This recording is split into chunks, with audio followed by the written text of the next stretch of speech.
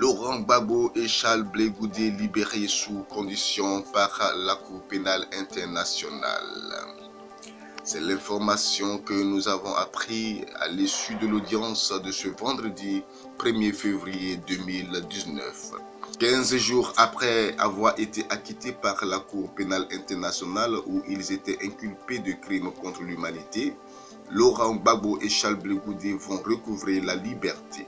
Les juges de la chambre d'appel ont décidé que les deux hommes pouvaient sortir de leur prison de Chevrigen où l'ancien président ivoirien et son ex-ministre étaient détenus depuis respectivement 7 et près de 5 ans. Avant de rendre sa décision qui va susciter l'émotion, le président de la chambre d'appel de la CPI a enjoint à la salle et au public de rester calme. Libération sous condition. La chambre d'appel a décidé à l'unanimité l'ajout d'un ensemble de conditions qui assortissent la mise en liberté, a déclaré le juge président de la CPI, Chile Aboué Osungidont. Parmi ces conditions, l'obligation de résider dans un État membre de la CPI en attendant un éventuel procès en appel. Ces conditions sont imposées pour protéger l'intégrité du processus judiciaire, a insisté la Cour, précisant qu'un jugement écrit annonçant ces conditions sera rendu disponible plus tard dans la journée. Laurent Gbagbo a accueilli la décision en souriant, levant les mains au ciel et remerciant chaleureusement ses avocats Maître Altit et Naouri. Des consultations vont être entamées au plus vite avec les États membres du siège de la Cour pénale internationale située à La Haye afin de trouver des pays qui accepteront d'accueillir les deux ex-détenus.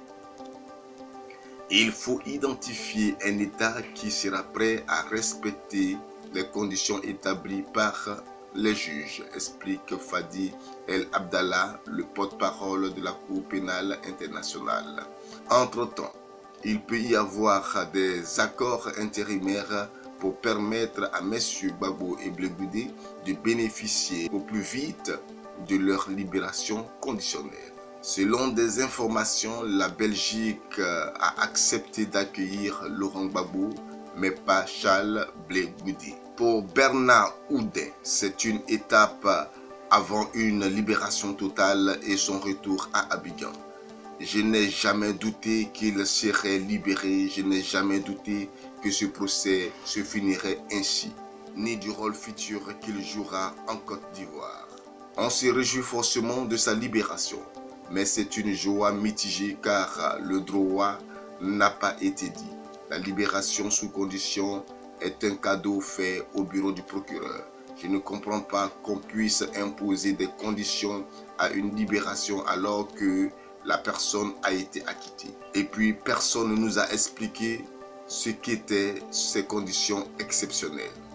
A regretté pour sa part le français Guy Laberty, ami de Laurent Gbagbo et ancien secrétaire national du Parti socialiste français.